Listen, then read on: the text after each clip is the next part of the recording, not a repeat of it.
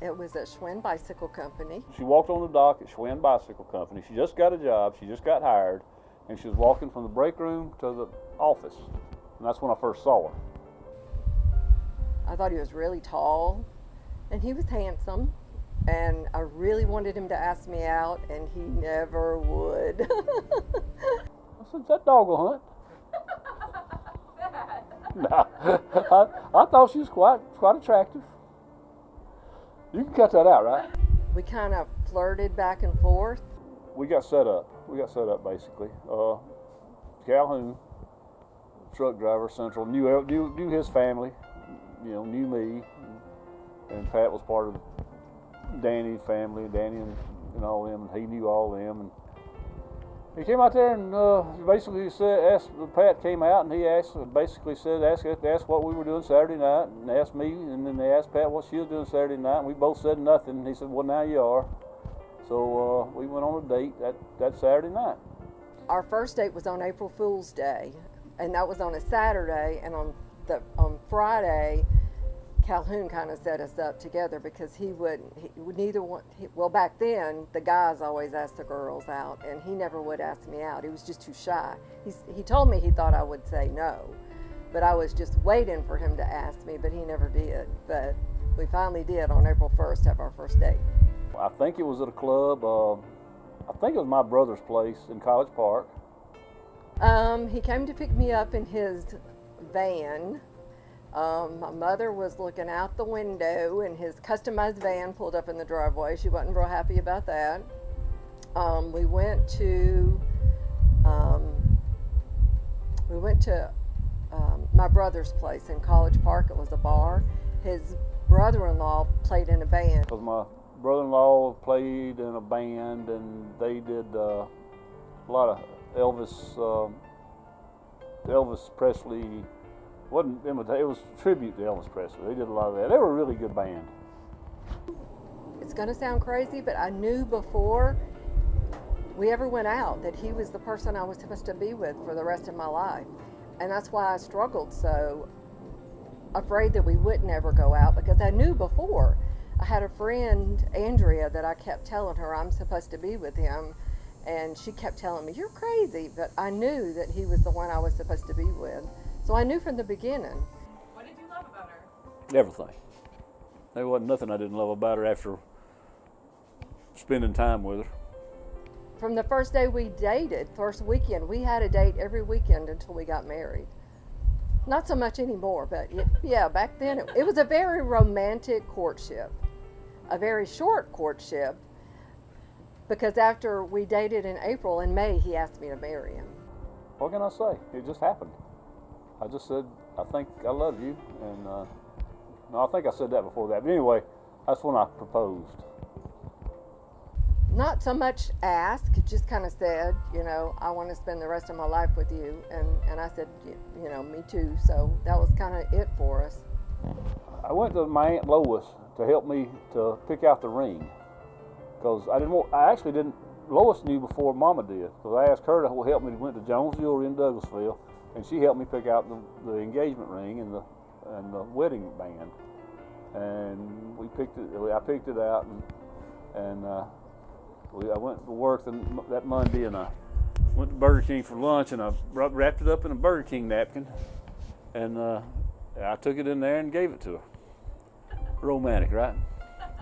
I think it was in a Burger King napkin. She got a little excited. I could hear squealing all through the office there. So it wasn't nowhere near romantic. It wasn't nothing like that, but they got the job done. We went to lunch at Schwinn, and we were in the parking lot at the Burger King, and he gave me my ring in the parking lot at the Burger King on Fulton Industrial Boulevard. I wanted to make her happy. That's what I did. After a while, I just wanted to make her happy. I did everything I could to make her happy. Mountain trips, walking in creeks, sliding down rocks, goofy stuff. But that made her happy. Tranquility. Because I didn't grow up in the traditional mother-father household. It was a single parent with my mother.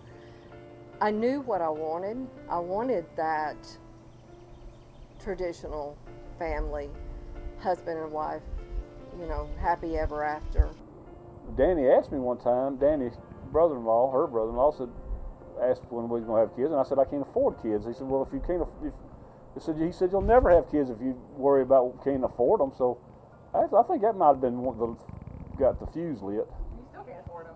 No, I can't afford them. I can't afford them now, but hell, I mean, I'm stuck with them. My goal was to be a wife and a mother. I mean, right away we wanted children. We wanted to start trying to have a family right away, and it didn't happen right away for us. It took a couple of years, but I just wanted to be a mom and a wife. That was all I wanted, was to be a wife and a mom. I don't think you can put into words how happy she was. And I mean, having kids was probably the biggest thing that ever happened to her. I mean, even outside of marrying me, I think having kids made her the happiest. I couldn't tell you why, but it did. It made her happy. It is a job. It's hard. Even now, after 40 years, it's a job every day. But it's a job that you're rewarded for the rest of your life by that work that you do every day. Challenges, every challenge can be overcome. We had to just stick with it. I mean, everybody has challenges, but she was one. Me and her both. We never gave up on anything we tried. We'd stick it out to the end, and everything worked out pretty good. Of course, there's always money, a lack of money, but heck, who cares about that?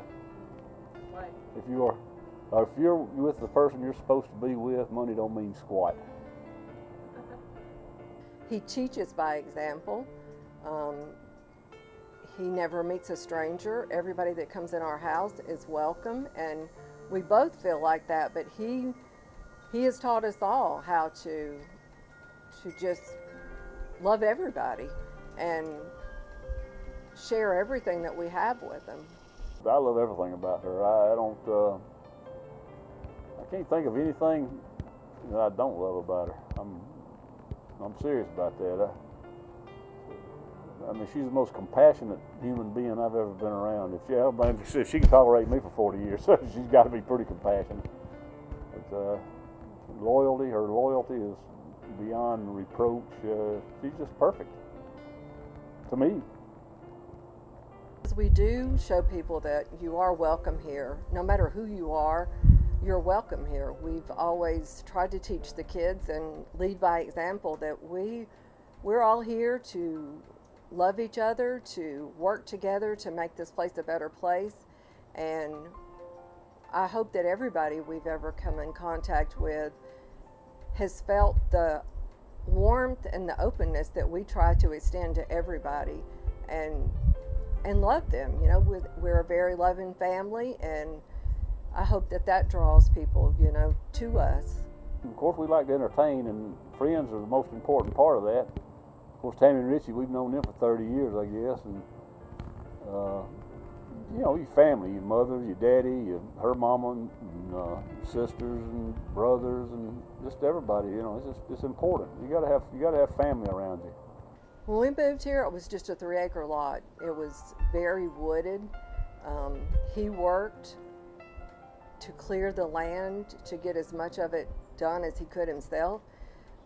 This place was a blessing to us. It was a gift through a tragedy, and it means more to him than anything in the world that he can look out here and share this place. That's one of the reasons he does enjoy having people over so much, is because he wants to share what was given to us and honor the people that we lost when this place was given to us. And everything that we do, every time we do anything, we know it's with gratitude and love for the people that we've lost, that we are able to do the things we do and share it with everybody that we love. I do all the real cooking. She does the baking. But what can she bake? Oh yeah. Christmas cookies, peanut butter balls, haystacks. Can I say something? It's better than sex cake. And at my age, it probably is now. You know, being there for each other, you know, never go to bed angry. That's something people say all the time, but it's something that we try not to do ever. And communication, you know, we're best friends. We're not just husband and wife, but we're best friends. We spend we do everything together. You know, we don't have a lot of outside friends. We do if we're going to do anything, we do it together. And spending time with each other, you know, trying to make time just for the little things. So that is the number one thing. You got to be loyal. You can't, you married her when you said, you know, till death do us part. You're supposed to mean till death do you part. That's the way I feel about it. There ain't no second chances. Can I say ain't? Ain't? Yeah, you can say ain't. Okay.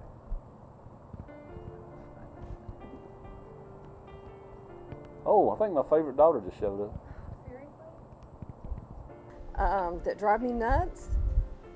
He never shuts the drawers. The Chester drawers, they're always open, just a little bit. He never pushes them in all the way.